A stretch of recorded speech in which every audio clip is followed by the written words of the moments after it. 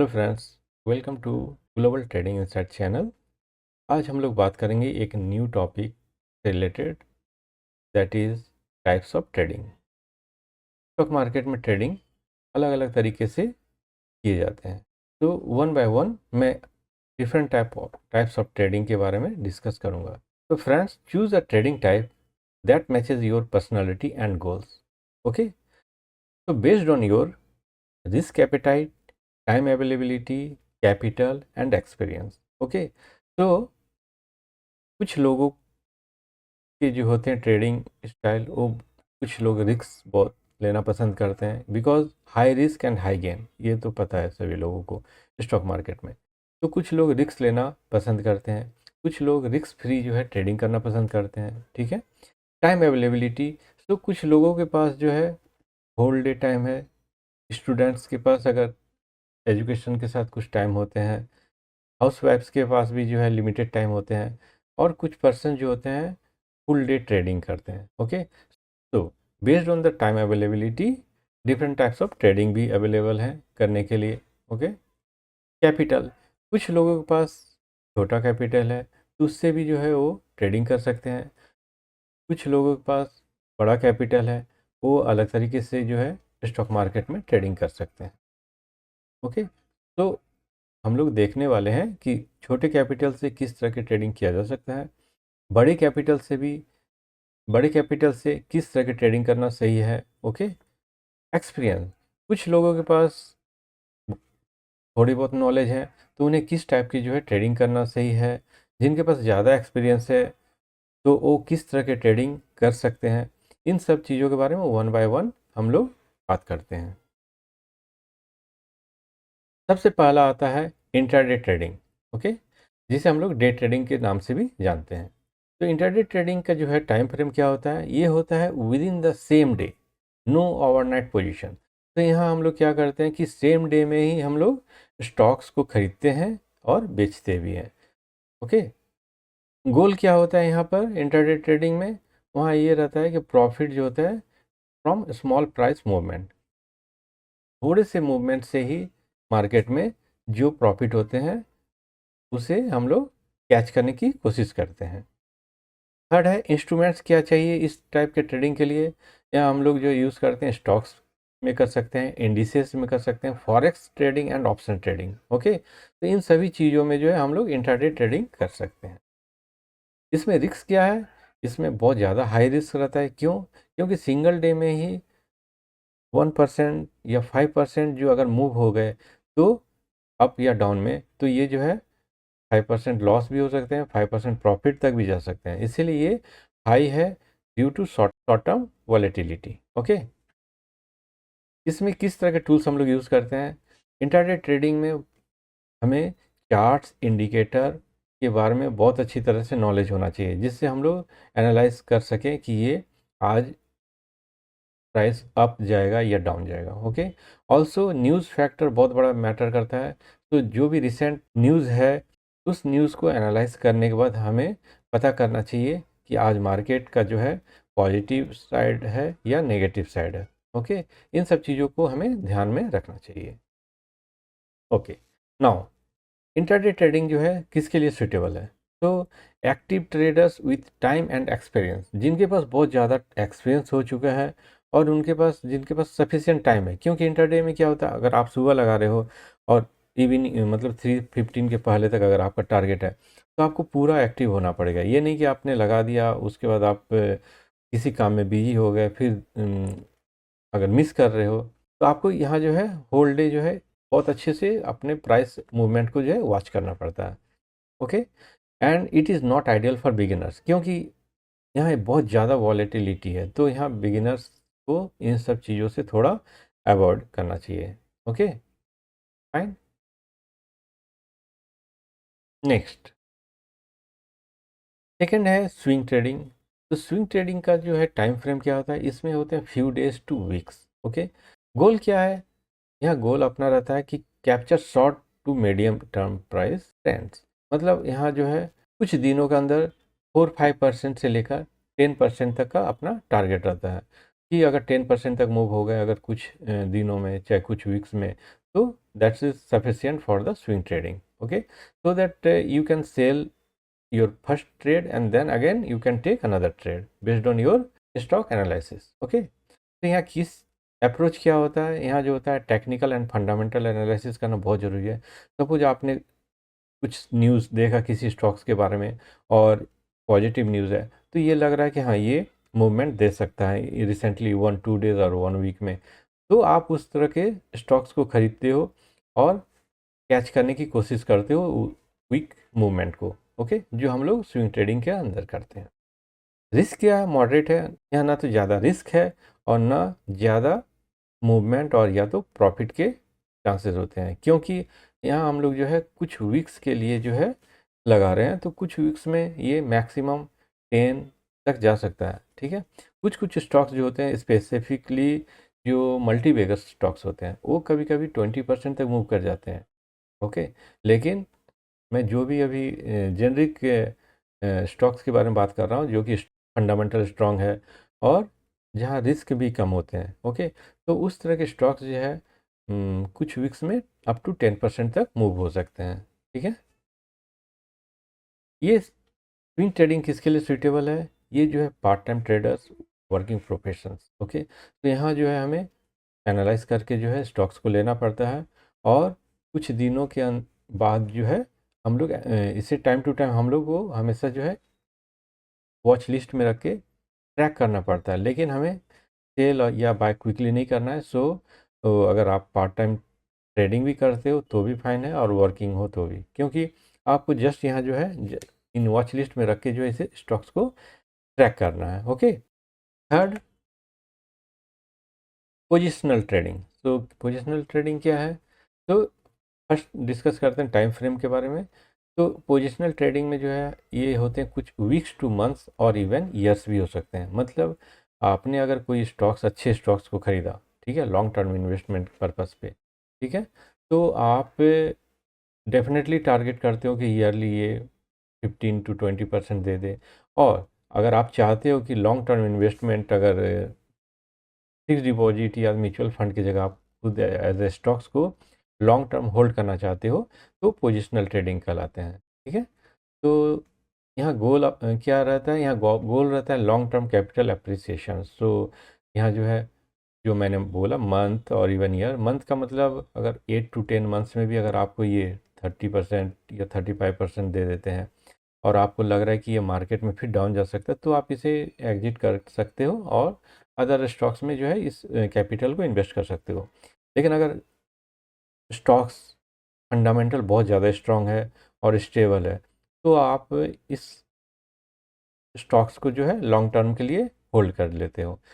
ठीक है, इसके बेसिस क्या होते हैं, इसमें जो होते हैं strong fundamental and micro economic factors देखा जाता है। ठीक है, जो कंपनी के होते हैं। रिस्क जो होते हैं यहाँ बहुत ज़्यादा कम होते हैं, मतलब आप देख सकते हो lower compare to short term trading. Short term trading का मतलब अगेन वही जो हो गया मैंने बताया, जो वीक ट्रेडिंग मतलब स्विंग ट्रेडिंग आप कहो या तो इंट्राडे ट्रेडिंग बोलो, जो भी बोलो, उससे जो है यहाँ रिस्क कम है, क्योंकि यहाँ लॉन्ग टर्म है। अगर बाय द वे अगर कभी आपके जो है स्टॉक्स वैल्यू डाउन भी चले जाते हैं तो आप इसको होल्ड कर सकते हो। तो ये अपने टाइम को जो है सही समय पर जो है ये प्राइस फिर अप की तरफ जाएगा और आपको ये मतलब अच्छे रिटर्न्स देंगे। ठीक है, पोजिशनल ट्रेडिंग जो है ये सूटेबल है किसके लिए, इन्वेस्टर्स के लिए और लेस एक्टिव ट्रेडर्स के लिए। जो मैंने ऑलरेडी बताया, अगर आप इन्वेस्ट करना चाहते हो तो या तो म्यूचुअल फंड या तो फिक्स डिपॉजिट बहुत लोग करते हैं, या तो this is the best option also. अगर आपको फंडामेंटल स्ट्रांग मिल गया कोई स्टॉक्स, तो आप यहाँ इन्वेस्ट अपने कैपिटल को एज अ इन्वेस्ट भी कर सकते हो।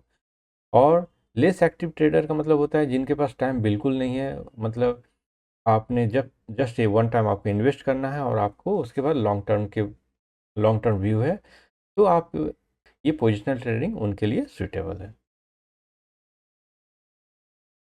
Next, scalping. ओके, तो स्कैल्पिंग में क्या होता है कि ये जो होते हैं इन्वेस्टर्स, सॉरी, स्कैल्पिंग में जो क्या होते हैं ट्रेडर्स बस कुछ सेकेंड्स या कुछ मिनट के अंदर अपने ट्रेड को करते हैं। ठीक है, तो इनका टाइम फ्रेम जो मैंने मेंशन किया, इनका टाइम फ्रेम क्या होता है, सेकेंड्स टू मिनट्स। तो आप सेकेंड्स टू मिनट्स आप सोच रहे हो कैसे ट्रेड होते हैं, तो यहाँ जो होता है, पहले मैं ये टॉपिक ये पहले मैं ये बताता हूँ गोल, वॉल्यूम और रिस्क, एंड देन मैं इसके बारे में थोड़ा मोर डिस्कस करता हूँ। ओके, तो गोल इनका है make multiple small profits throughout the day. Okay, volume high frequency trades, and risk आप जैसे देख रहे हो very high due to fast pace. Okay, तो इसका मतलब आप सोच लो क्या है कि यहाँ जो है ट्रेडर क्या करते हैं, मल्टीपल टाइम्स जो होते हैं ट्रेड करते हैं, मतलब खरीद, buy and sell multiple times करते हैं। ओके, और इस तरह से जो है वो प्रॉफिट को कैच करने की कोशिश करते हैं। इनका फ्रीक्वेंसी क्या होता है, वॉल्यूम जो होते हैं, वॉल्यूम बहुत बड़े होते हैं, क्योंकि इनको सिर्फ 1% 2% अगर टारगेट होते हैं, ठीक है, तो 1-2% के लिए क्या करते हैं, बहुत हाई जो होते हैं अमाउंट कैपिटल जो है इन्वेस्ट करते हैं। जस्ट मैं एग्जांपल ले रहा हूँ, सपोज आपने 1 लाख रुपए इन्वेस्ट किया, 1 लाख रुपए इन्वेस्ट करके आपने 1% कैच किया, तो कितना हुआ, 1000 रुपीज़। लेकिन स्कैल्पिंग में क्या होते हैं, लोग 10-10 लाख भी इन्वेस्ट करते हैं। सपोज 10 लाख इन्वेस्ट किया और तुरंत 1% अगर वहाँ सेम 1% होने वाला है, तो 10 लाख के 1% कितने होते हैं, 10,000 होते हैं।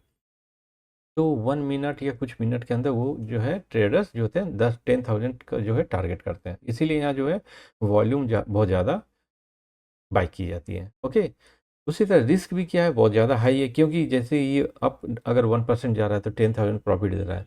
उसी तरह अगर ये 1% डाउन भी चले गया, तो अगर हाई वॉल्यूम या हाई कैपिटल के लिए क्या होता है, लॉस भी जो है ज़्यादा होने के चांसेस रहते हैं। सपोज 1% डाउन चले गए 10 लाख में, तो ये डायरेक्टली आप समझ सकते हो कि जो है ये 10,000 का लॉस है इमीडिएटली। ओके, तो रिस्क इज़ वेरी हायर।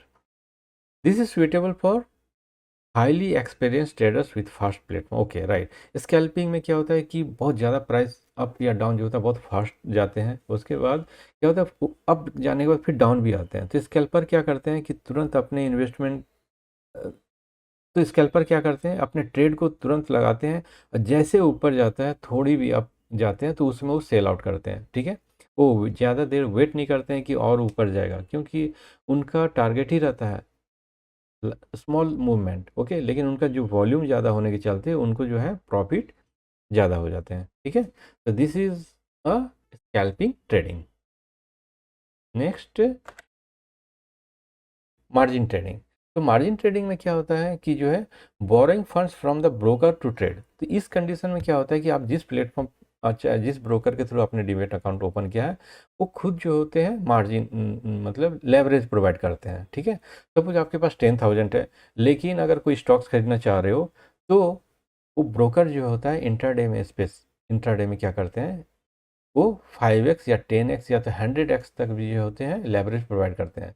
तो स्टॉक्स में तो जहाँ तक मैंने देखा 5x to 10x देखा है, लेकिन ये 100x लेवरेज जो है प्रोवाइड मतलब होते हैं ये क्रिप्टो करेंसी चादर टाइप के जो होते हैं ट्रेड, जहाँ पर ये 100x भी लेवरेज मिल जाता है। मतलब सपोज 5x का मतलब अगर आपके पास 10,000 है, लेकिन अगर आप 5x लेवरेज ले रहे हो, ठीक है, ब्रोकर से, तो मतलब आप 50,000 के जो है स्टॉक्स को बाय कर सकते हो।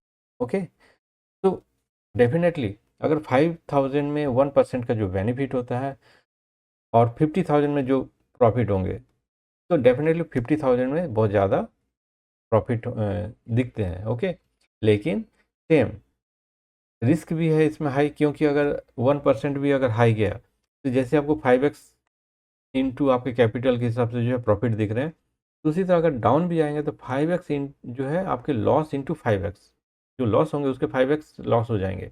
ओके, तो क्योंकि आपने उसको बोरो किया है आपने जो है ब्रोकर से। ठीक है, तो जो मैंने मेंशन किया है रिस्क में, high magnifies both profit and loss, profit भी ज़्यादा हो सकते हैं और लॉस भी ज़्यादा हो सकते हैं। ओके, एंड रिक्वायर्स, यहाँ जो है रिक्वायर जो है मार्जिन अकाउंट विथ ब्रोकर। तो जो मैंने पहले बोला कि ये जो ब्रोकर के ऊपर डिपेंड है कि वे जो है स्टॉक्स पे कितना मार्जिन दे रहे हैं, या तो क्रिप्टो करेंसीज में आप देख सकते हो कि क्रिप्टो करेंसीज में कितने मार्जिन है ब्रोकर के थ्रू। ओके, ये सूटेबल है किसके लिए, advance traders who understand leverage. तो यहाँ जो है लेवरेज उन्हीं को लेना चाहिए जिन्हें पता है कि कितना आप लेवरेज ले सकते हो, कितना लॉस तक आप मतलब पैनिक नहीं होते हो। ठीक है, तो यहाँ थोड़ा एक्सपीरियंस होना भी बहुत ज़रूरी है, क्योंकि ज़्यादा लेवरेज लेने का मतलब अगर वॉलेटिलिटी के चलते अगर ज़्यादा लॉस भी हो जाएगा तो आप के ट्रेड जो है एग्जिट हो जाते हैं, ऑटोमेटिक कभी कभी जो है एग्जिट हो जाते हैं। ठीक है। Next is options trading. हाँ, ऑप्शंस में हम लोग क्या करते हैं, यहाँ पर जो होते हैं कॉल या पुट के जो होते हैं ट्रेडिंग किए जाते हैं, किसी स्टॉक से हो चाहे कोई इंडेक्स हो, वहाँ जो होता है स्टॉक या इंडेक्स के जो होते हैं हम लोग कॉल या पुट लेते हैं। ठीक है। मैं एक ऑप्शन ट्रेडिंग से रिलेटेड सेपरेट वीडियो बनाऊंगा कि एक्चुअली ये ऑप्शन ट्रेडिंग क्या है। So here in this video I am just giving a basic information that here I am buying call या put. Okay, not only buying, अगर आप option seller भी हो, ठीक है, तो आप कॉल या पुट को सेल भी कर सकते हो। ठीक है। नेक्स्ट क्या स्ट्रेटेजी क्या होते हैं, can be use for hedging speculation और इनकम। ठीक। तो बहुत लोग जो है ऑप्शन ट्रेडिंग को एज अ इनकम पर्पस पे भी जो है ट्रेडिंग करते हैं। ठीक है। और बहुत लोग हेजिंग करते हैं। हेजिंग का मतलब होता है कि अगर किसी ने कोई ट्रेड स्टॉक्स खरीदा हुआ है और उनको अगर जस्ट लग रहा है कि मार्केट उसके ऑपोजिट जाने वाला है, अगर किसी ने बाय किया तो उन्हें लग रहा है कि अब जो है अभी मार्केट डाउन जाने वाला है, but he does not want to sell that stock, तो क्या करते हैं, वो उस समय जो है पुट को जो है सेम स्टॉक्स के पुट को बाय करते हैं। क्योंकि पुट को बाय करने से क्या होता है कि अगर मार्केट डाउन भी जाएगा तो वहाँ जो है उनको प्रॉफिट होगा। अगर उनके जो डिफ़ॉल्ट स्टॉक्स हैं जो पहले से खरीदे हुए हैं, ठीक है, जो उनके होल्डिंग में, उसमें अगर लॉस होता है तो यहाँ पुट के थ्रू उस लॉस को जो है कवर कर सकते हैं। ठीक है। तो यहाँ जो है ट्रेडर्स जो है हेजिंग करते हैं। कॉम्प्लेक्सिटी क्या है, यहाँ है कि मीडियम टू हाई। ठीक है। क्योंकि यहाँ बहुत ज़्यादा जो है पीक्स वॉलेटिलिटी और टाइम डीके जो होते हैं इन्वॉल्व होते हैं ऑप्शन ट्रेडिंग में। तो ये सारे टर्म अभी, वॉलेटिलिटी तो आपको समझ में आ रहा है, टाइम डीके क्या है या क्रिक्स क्या है ये तो सिर्फ उनको समझ में आएगा जो ऑप्शन ट्रेडिंग करते हैं, क्योंकि उनको समझ में आएगा। तो इन सभी सभी चीज़ों से रिलेटेड आपको यूट्यूब में बहुत सारे वीडियो मिलेंगे, और मैं भी एक्चुअली इन सभी टर्म्स के रिलेटेड, एक ऑप्शन ट्रेडिंग में जितने भी टर्म्स यूज़ होते हैं उससे रिलेटेड एक मैं वीडियो बनाऊंगा, और मैं सारे डाउट्स को जो है क्लियर करने की कोशिश करूँ। ओके। ये सूटेबल है किन के लिए, traders with knowledge of derivative. Okay, तो यहाँ डेरिवेटिव का नॉलेज अगर है तभी जो है उस तरह के तभी इस तरह के ट्रेडिंग को करना सजेस्ट किया जाता है। ओके। नेक्स्ट है एल्गोरिदम, जिसको हम लोग एल्गो ट्रेडिंग भी बोलते हैं। ओके। एज ए डेफिनेशन आप देख सकते हो, trading using automated pre programmed instructions algorithm. तो यहाँ क्या होते हैं कि यहाँ हम लोग कुछ एल्गोरिदम होते हैं जिसके थ्रू क्या होते हैं, एल्गोरिदम को सेट करते हैं अपने ट्रेड के लिए। स्पेशली ये जो एल्गो ट्रेडिंग यूज़ होते हैं सभी जगह यूज़ होते हैं, लेकिन मैं स्पेसिफिक मैं आपको बता रहा हूँ, ये ऑप्शन ट्रेडिंग के लिए बहुत ज़्यादा यूज़ होते हैं। ओके। ऑप्शन ट्रेडिंग में क्यों यूज़ होते हैं, क्योंकि ऑप्शन ट्रेडिंग में इसलिए यूज़ होते हैं क्योंकि उसके प्राइस बहुत ज़्यादा फ्रीक्वेंटली अप डाउन जाते हैं, और वहाँ जो है इमोशंस को जो है कंट्रोल करना थोड़ा डिफिकल्ट हो जाता है। कभी वो बहुत ज़्यादा प्रॉफिट देते हैं या तो कभी ज़्यादा लॉस होते हैं, तो एग्जिट जो होते हैं इमोशन के थ्रू हम लोग नहीं कर पाते हैं।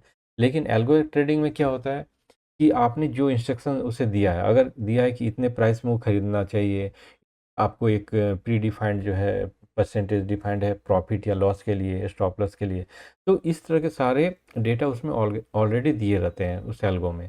तो यहाँ किसी भी तरह का इमोशंस की ज़रूरत नहीं होती है, ये ऑटोमेटेड है, इसलिए बेस्ड ऑन द प्राइस, अगर वो प्राइस अचीव कर गया तो वो सेल कर देगा। अगर ये लॉस में जा रहा है तो जो आपने वैल्यू दिया हुआ है एल्गो में कि ये 5% और 7% लॉस पे एग्जिट होना चाहिए, तो वो ऑटोमेटिकली एग्जिट होगा। यहाँ किसी भी तरह का इमोशन जो है काम नहीं करता है कि नहीं थोड़ा देर और देख लेता हूँ शायद ऊपर चले जाए, इस तरह का कोई भी ऑप्शंस नहीं है। वो एग्जिट होना है तो एग्जिट होगा जिस डेटा पर आपने प्री डिफाइन करके उसको जो है एल्गो को लगाया हुआ है ट्रेडिंग के लिए। ओके।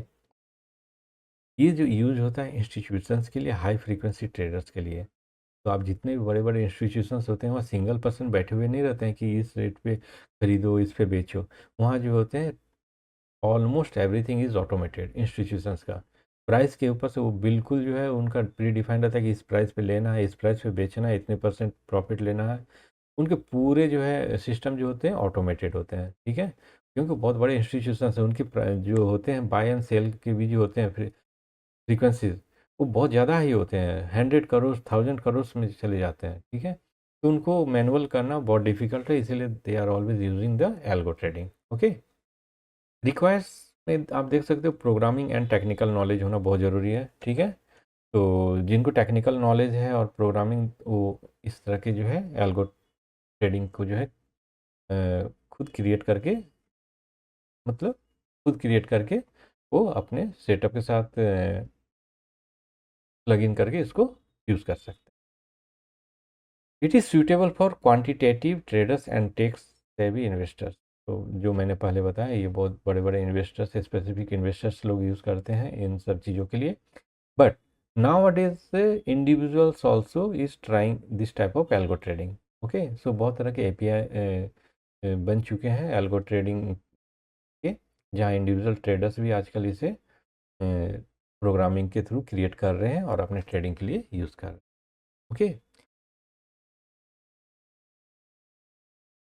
नेक्स्ट है crypto trading. So crypto trading is totally different area. Okay, but let me explain here. तो crypto currency like bitcoin, ethereum, ETC, so जितने भी तरह के बिटकॉइंस अवेलेबल हैं वहाँ पर उन सब चीज़ों को जब उन सब चीज़ों से रिलेटेड ट्रेडिंग को हम लोग क्रिप्टो ट्रेडिंग बोलते हैं। इनके जो मार्केट होते हैं, क्रिप्टो करेंसी के मार्केट जो होते हैं 24/7 ओपन होते हैं। तो डे नाइट एनी टाइम, जो भी मतलब इसके जो मार्केट होते हैं ये 24/7 ओपन होते हैं। तो ये बहुत अच्छा है उन लोगों के लिए जिनके पास ऑफिस आवर्स या टीचिंग टाइम के बाद एक्स्ट्रा टाइम होते हैं, तो उस टाइम को यूज़ करके इस तरह के ट्रेडिंग उस यूज़ करके फिर क्रिप्टो ट्रेडिंग कर सकते हैं। Risk is very high due to volatility and regulatory concern. तो बिटकॉइन के प्राइस जो होते हैं बहुत ही ज़्यादा मूवमेंट करते हैं अप डाउन। ओके, 100% भी वन डेज में चले जाते हैं, फिर डाउन भी आते हैं, तो ये बहुत ज़्यादा वॉलेटिलिटी आती है। और रेगुलेटरी का क्या है कि ये किसी भी मतलब गवर्नमेंट जो होती है कोई रेगुलेटरी नहीं है, ठीक है। गवर्नमेंट के थ्रू ये जो है रेगुलेटरी, गवर्नमेंट के थ्रू जो है ये हैंडल नहीं की जाती है, या तो किसी बैंक के थ्रू। ओके, तो थोड़ा रेगुलेटरी रिलेटेड कंसर्न्स इसमें है। This is suitable for risk tolerant and tech friendly investors. तो जिनको भी बहुत ज़्यादा रिस्क लेने, जो रिस्क ले सकते हैं हाई गेन हाई प्रॉफिट के चलते, और जो different type of technology related जो इन्वेस्टर्स होते हैं जिनको पसंद है, वो इस तरह के ट्रेडिंग को पसंद कर और कर सकते हैं।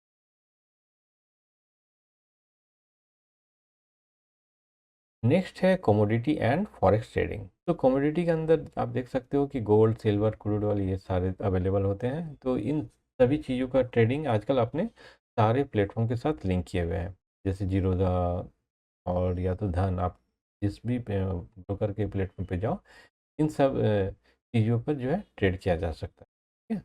तो फॉरेक्स में क्या होता है, ट्रेडिंग जो होती है, trading currency pairs like USD INR. Okay, this is just one example. तो यहाँ पर क्या होता है ना, हमेशा पेयर में जो होते हैं ट्रेडिंग होते हैं, मतलब आपको हमेशा आईएसडी आईएनआर रहेंगे, चाहे आईएनआर आईएसडी रहेंगे, और भी डिफरेंट डिफरेंट कंट्री की जो करेंसीज हैं वो पेयर में एक्चुअली ट्रेडिंग होते हैं फॉरेक्स में। ओके, आपको यहाँ देखना पड़ता है कि कौन सा जो है प्राइस हाई जाएगा, लो जाएगा। सो ये फ्रीक्वेंसी होता है। कुछ लोग सेकेंड्स में ये ट्रेडिंग करते हैं, सेकेंड टू मिनट और मिनट, ये डिफरेंट टाइप ऑफ ट्रेडिंग है। ओके, तो यहाँ जो है आपको ये बताना है कि आपका प्राइस अप जाएगा या डाउन जाएगा, बस दैट्स इट। ओके, और टाइम ड्यूरेशन इसका आप कुछ भी सेट कर सकते हो, 2 मिनट से लेके आप चाहे आवर्स में भी कर सकते हो या डे में भी कर सकते हो। ओके, इसके मार्केट क्या होती है, इसके मार्केट भी बहुत ज़्यादा हाईली लिक्विड होते हैं और ग्लोबल होते हैं, क्योंकि ये ग्लोबली ये जो होते हैं ट्रेडिंग होते हैं। सेम प्लेटफॉर्म पे जो होते हैं डिफरेंट कंट्री के लोग जो होते हैं ट्रेडिंग करते हैं। This is suitable for traders with market and macroeconomic awareness। ठीक है,